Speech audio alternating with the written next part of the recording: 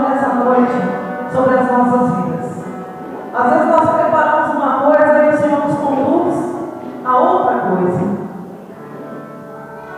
Durante todo o dia, quando eu preparava a pregação, o Senhor colocava assim tanto no meu coração, e o Senhor dizia que ia realizar muitas curas no coração do povo dele nessa noite. Só que eu não tinha dimensão daquilo que Deus ia fazer, daquilo que Deus queria fazer. Mas eu quero dizer para você nessa noite uma coisa: que você está aqui hoje para ter um encontro profundo e real com Deus. Você está aqui nessa noite porque o Senhor quer restaurar a tua vida, Ele quer restaurar as tuas forças. Ele quer que você volte para Ele por inteiro. A misericórdia de Deus é derramada sobre cada um de nós nessa noite em abundância. Hoje você é mergulhado, como na semana passada, a continuação daquilo que nós vivemos na semana passada. Você é mergulhado nas águas do Espírito Santo de Deus. Amém? Dá uma olhada para a pessoa que está do seu lado, dá um sorriso para ela e diga assim: Deus, nesta noite, realizará uma grande cura sobre o seu coração. Neste canto que nós cantamos, fala sobre uma cidade chamada Gileade. Na minha Bíblia da Ave Maria, vai falar Galaade. Em Oséias capítulo 6, você que trouxe a sua Bíblia já pode abrir. Oséias capítulo 6.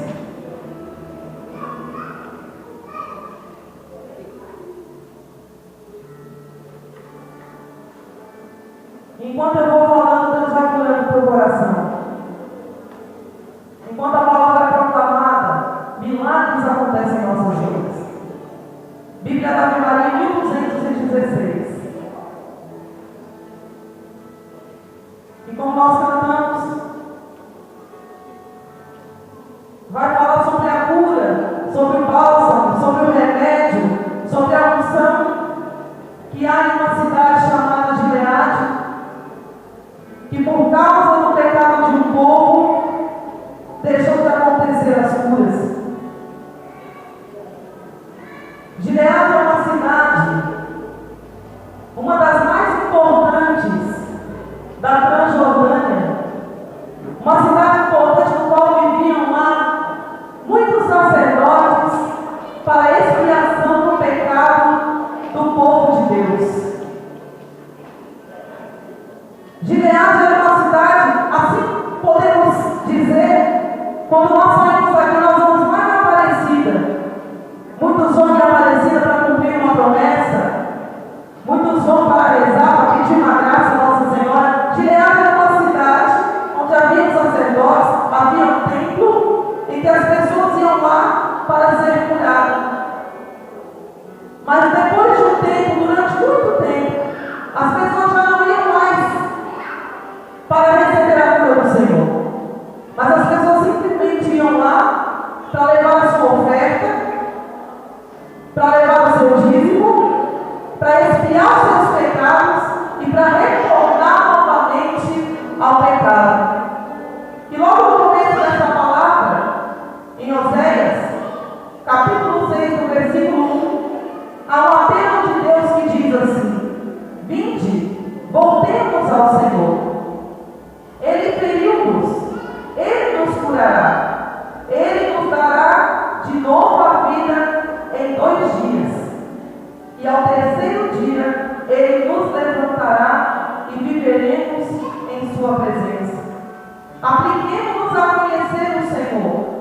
A sua vinda é certa como a da aurora. Ele virá a nós como a chuva da primavera que irriga a terra. Que te farei, Efraim, que te farei, Judá. Vosso amor é como a nuvem da manhã, como o orvalho que logo se dissipa.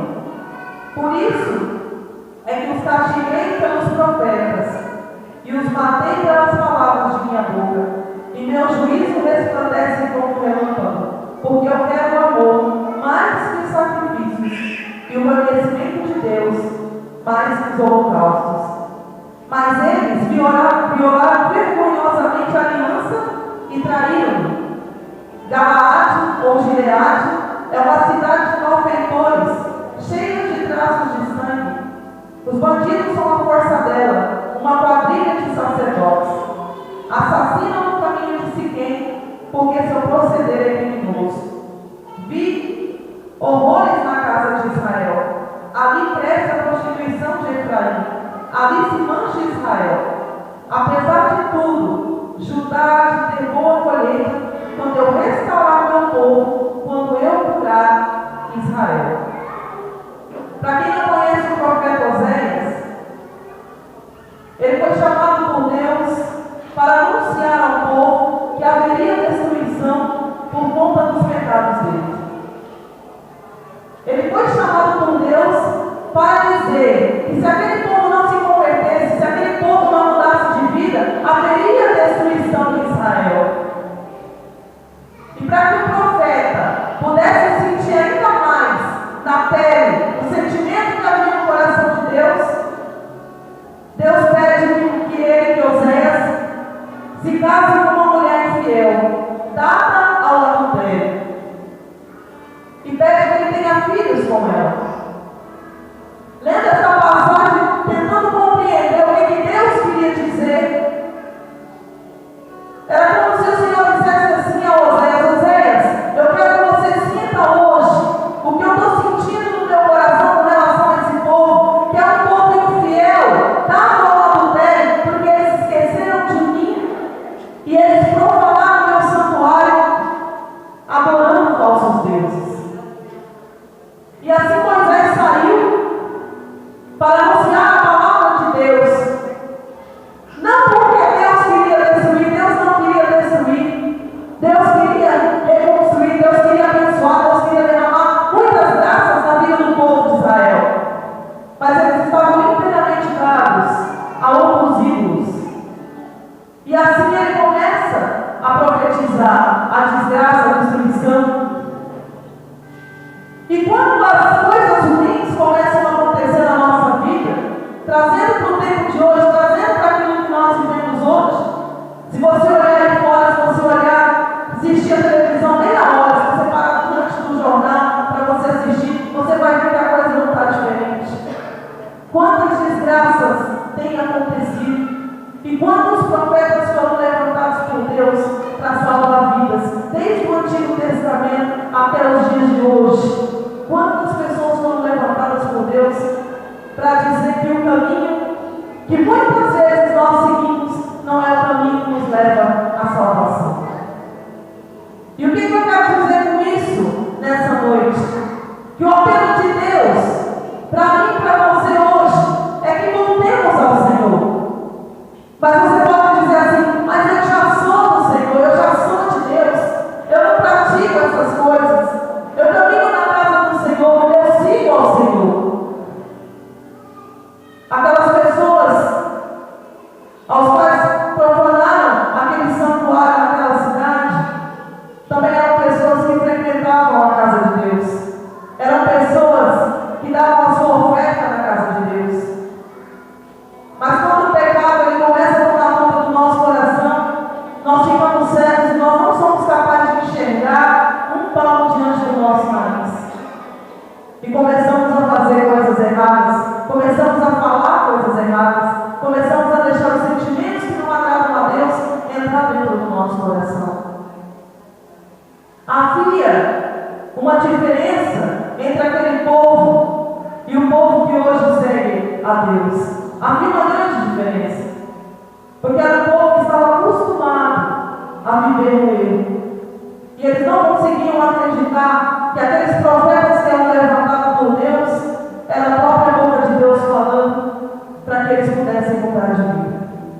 Eu pergunto para você nessa noite, como sempre pergunto, quem aqui tem desejo de ser abençoado? Todos nós temos desejo. Todos nós temos o desejo, nós estamos aqui porque nós queremos uma cura, porque nós queremos algo da parte de Deus.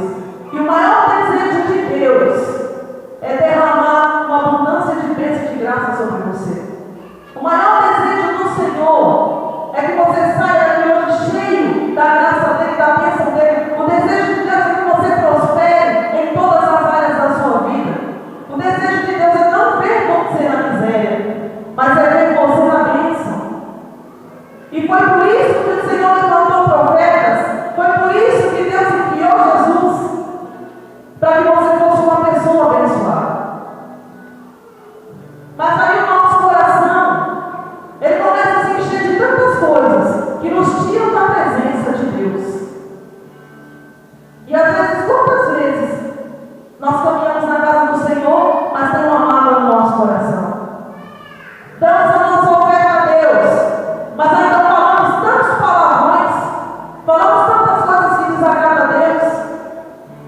Estamos na casa do Senhor, mas eu não consigo olhar para a cara do meu irmão. Estamos na casa do Senhor, mas dentro da minha casa está tudo revirado, está tudo bagunçado. O desejo de Deus hoje é que voltemos para Ele, de qualquer maneira, não, mas como pessoas que querem ser restauradas por Deus. Se você quer a bênção de Deus sobre a sua vida, deixe Deus hoje curar o teu coração. Porque muitas portas não são abertas na nossa vida, porque muitas vezes o nosso coração está fechado para a graça de Deus. Muitas graças ainda não aconteceram, porque nós não deixamos cair por terra aquilo que desagrada ao Senhor.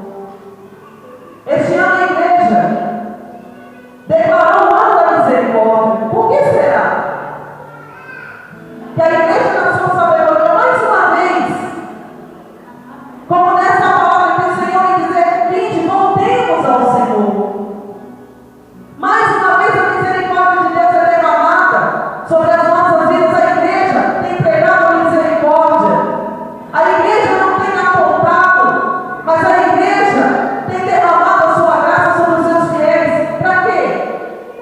Para que todos possam voltar novamente para a graça de Deus. Para que todos possam ser abençoados por Deus.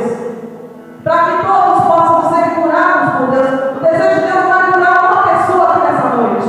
O desejo de Deus é curar todas as pessoas que estão aqui nessa noite. E aquelas que não estão, por causa de você, também receberão a bênção do Senhor em suas casas. Você que tem orado pela sua família, você que tem orado pelos seus filhos, você tem orado pelo seu esposo, mas nessa noite, Deus quer curar você de forma particular. Deus quer tocar você que está aqui.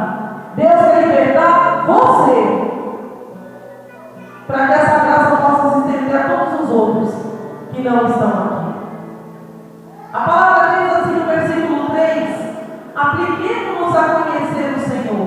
A sua vida é certa como a da aurora. Ele virá a nós como a chuva da primavera que irriga a terra. Apliquemos-nos a conhecer o Senhor. Às vezes a gente se preocupa em conhecer tantas coisas. Às vezes a gente se preocupa em conhecer pessoas e se decepciona. A gente se preocupa com aquilo que as pessoas vão pensar a nosso respeito. A gente se preocupa se as pessoas vão saber se eu estou bem ou se eu não estou. A nossa preocupação está em conhecer ao Senhor, porque quanto mais você conhecer a Deus, quanto mais você se entregar a Deus, quanto mais você mergulhar na graça de Deus, mais Ele vai te abençoar. E às vezes eu fico pensando, isso acontece comigo, isso acontece com todos nós aqui. Tantas são situações que muitas vezes nos tiram da bênção de Deus. Tantas são situações que muitas vezes nos levam a querer desistir. Às vezes porque está demorando, às vezes porque eu estou orando e não estou vendo o resultado da minha oração.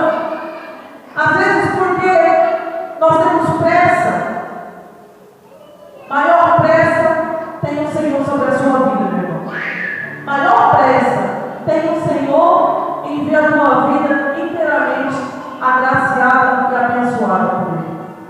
Essa é a vontade de Deus. Deus não quer mais nada, Deus quer você somente. Deus, Ele só quer você. Deus não se alegra com a sua tristeza. Deus não se alegra com a sua infelicidade. Mas Deus chora junto. Deus se entristece junto. Deus vai sofrendo. Todos os sofrimentos que você já sofreu até hoje passaram pelo sofrimento de Cristo. Nenhum passou despercebido. Nenhum. E quantas pessoas aqui levantaram a mão nessa noite dizendo que precisa de algo, que precisa de uma cura? Quantas pessoas aqui levantaram a mão? Sinal de que Deus tem muito mais a fazer na tua vida. Um sinal de que Deus ainda tem algo a fazer na tua vida. Que não é tempo perdido.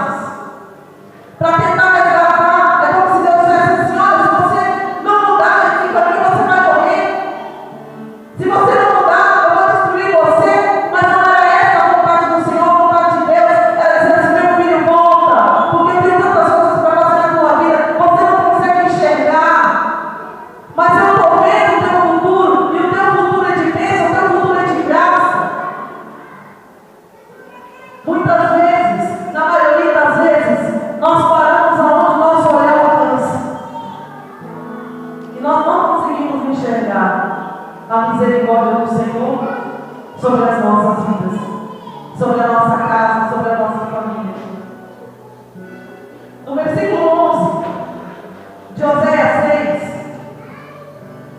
vai dizer algo que eu achei muito interessante. O Senhor diz assim: apesar de tudo, apesar dos seus pecados, apesar da tua infidelidade, apesar de tudo que você tem feito que possa não estar agradando o meu coração, apesar de tudo, Judá há de ter boa colheita. Você há de ter boa colheita. Você há de receber a bênção. Quando eu restaurar o meu povo, quando eu curar Israel. Ele inicia com uma ameaça, mas ele termina dizendo: apesar de tudo, sabe por quê? Porque foi o povo que ele escolheu para ele, foi o povo que ele criou para ele. Você não é um povo qualquer, você não é uma pessoa qualquer, você é amado do Senhor, escolhido de Deus. Você é a preciosidade de Deus.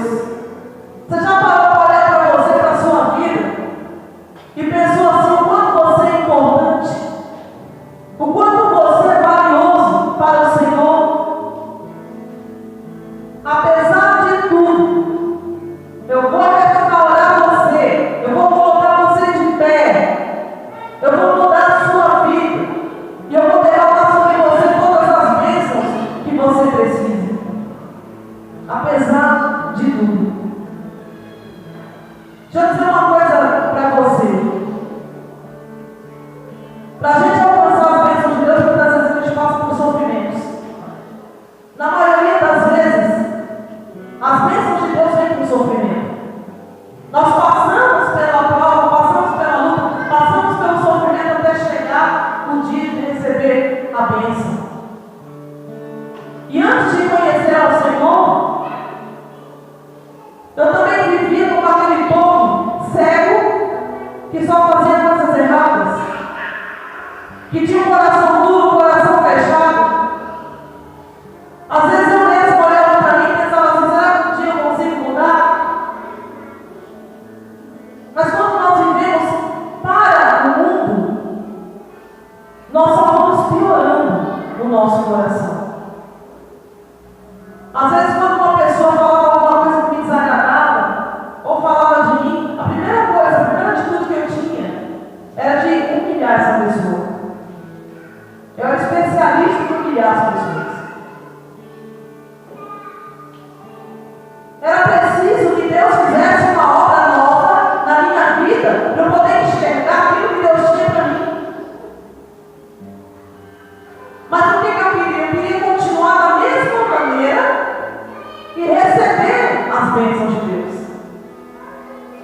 E quando eu comecei a caminhar, eu comecei a compreender que se eu não mudasse, eu não ia ver a graça de Deus na minha vida. Mas eu mudei da noite para o dia. Demorou anos. Anos e anos e pessoas me aguentando, até hoje aguentam. Mas Deus fez uma obra no meu coração. Deus me quebrantou. Deus foi me colocando no chão. Quando o nariz empinava, Deus me abaixava. Quando eu tentava dar um passo maior que a minha perna, o Senhor me puxava. E sabe quem o Senhor usava? Aqueles que estavam ao meu lado. Às vezes a pessoa que está do teu lado está dizendo para você aquilo que é certo e você não aceita. Como muitas vezes eu não aceitava o que as pessoas falavam, até o dia que eu quebrava a cara, aí eu me levantava de novo. E assim foi por muitos anos. Até o dia que o Senhor começou a fazer promessas na minha vida, e eu comecei a achar que as promessas elas tinham que acontecer no tempo que eu queria. E com aquilo meu coração ia se fechando. Talvez você esteja esperando uma cura, talvez você esteja esperando um trabalho, talvez você esteja esperando uma pessoa na sua vida, como eu esperei durante muito tempo. Mas parece que a demora vai fechando o nosso coração, vai frustrando o nosso coração. E quando menos esperava, já me via novamente com as mesmas atitudes antigas, velhas, agindo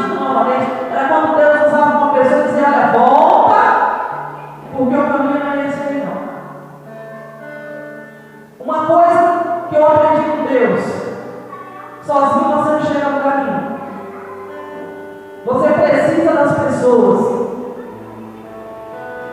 Você foi levantado por Deus como profeta para anunciar aqueles que não conseguiam ouvir que o Senhor estava ali, que o Senhor estava para abençoar, mas as pessoas estavam buscando a maldição, as pessoas estavam buscando a desgraça. E você quer dizer: olha, volta, vem de novo para Deus, volta para o Senhor. O caminho que Ele tem para você de bênção, mas não, eu quero ir por esse caminho, é ali que eu acho que está a minha bênção. E o Senhor dizendo: não. Deus está dizendo para mim e para você hoje: voltemos para o Senhor. Deixemos a graça de Deus entrar no nosso coração. Quando a gente cantava, meditando sobre a letra dessa música, a música vai dizer assim: há um bálsamo em Gileade, há um sangue em Gileade, há uma graça em Gileade, há cura, há remédio, há um médico. Eu posso dizer que Gileade hoje é aqui. É o Sagrado Coração de Jesus. Esse grupo de oração de Gileade hoje é aqui. A unção no sagrado, a cura no sagrado, a libertação no sagrado. E o sagrado está ali. A bênção está ali. O Senhor está ali, pronto para derramar tudo aquilo que é necessário na sua vida. Volte hoje, não amanhã, mas hoje para o Senhor. Deus quer abençoar a sua vida. Deus quer abençoar a sua vida. Aleluia. No dia que eu compreendi isso, eu comecei a deixar Deus modelar a minha vida. No dia que eu entendi, no dia que eu enxerguei que era somente ali que eu iria receber a bênção, eu falei: Senhor, pode fazer agora de mim o que o Senhor quiser. Foi passando 1, 2, 3. E a situação da minha vida não mudou, não melhorou. 4, 5, 6 anos esperando a promessa de Deus. E as coisas não mudaram, elas pioravam. Elas pioravam na minha vida. Deus foi quebrantando. Teve momentos na minha vida que eu cheguei a passar necessidade, eu precisei de pessoas. E Deus trabalhando, Deus quebrantando, e Deus dizendo: eu vou cumprir, eu vou fazer, mas cadê, Senhor? Ele: permaneça na minha presença. Permaneça na minha presença.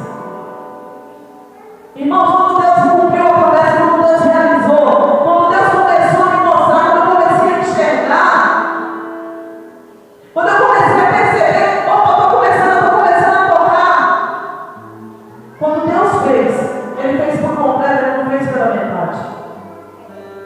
Quando Deus começou a agir na minha vida, eu não vi só um pedacinho daquilo que Ele ia fazer, eu vi tudo. Deus tinha promessa de uma família para mim, eu não tinha família. E eu falo: Senhor, o tempo está passando e essa família não chega, o tempo está passando e eu não estou vendo nada. E o Senhor dizendo: eu estou preparando, o que eu tenho para você é algo maravilhoso. Mas você precisa mudar. Mas você precisa se transformar. O que eu tenho para você está pronto. A pessoa que eu tenho na tua vida já está preparada, mas você não está preparado para ele. Eu falo: Senhor, quem é? Essa pessoa que já está pronta. E o Senhor dizia: ela vai chegar. E muitos duvidaram. Muitos são aqueles que vão se levantar, meu irmão, dizendo que aquilo que você está esperando de Deus não vai chegar. Muitos vão duvidar da tua fé, muitos vão duvidar da tua esperança, e muitas vezes você vai desanimar. Mas vai ter alguém que vai dizer para você assim: olha, confia, espera, Deus vai fazer. Se Ele disse, Ele vai fazer. E enquanto não chegava a promessa, eu ia me entregando ainda mais a Deus. Eu ia deixando Deus trabalhar no meu coração. Tem muita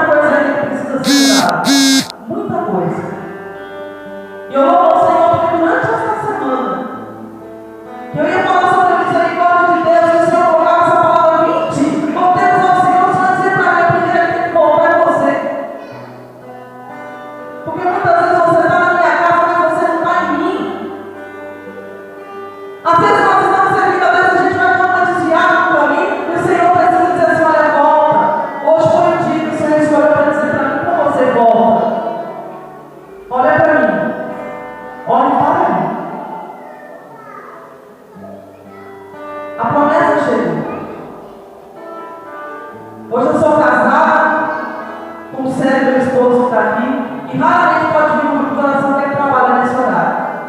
Tenho a minha filha Clarice, e ainda tenho promessas de outros filhos na minha vida. Graças a Deus, a minha situação financeira, Deus foi mudando. Para quem me conheceu, sabe quantos irmãos precisou me ajudar. E nesse tempo que os irmãos precisavam me ajudar, foi o tempo que Deus me quebrantou e fez eu entender que as coisas não eram a minha maneira, mas era a maneira de Deus. Hoje eu olho para o lado, olho para o outro e falo, Senhor, eu não sei mais, não tem mais o que eu queria, o Senhor me deu. E ainda assim o Senhor diz assim, como nessa palavra, apesar de tudo que eu já te dei, eu ainda tenho muito mais a fazer na tua vida. Apesar de tudo que Deus já deu para você, apesar de tudo que ainda está por vir, Deus quer fazer muito mais.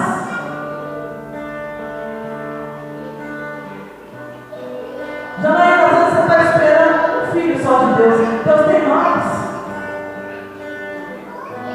Você está esperando o emprego de Deus. Às vezes você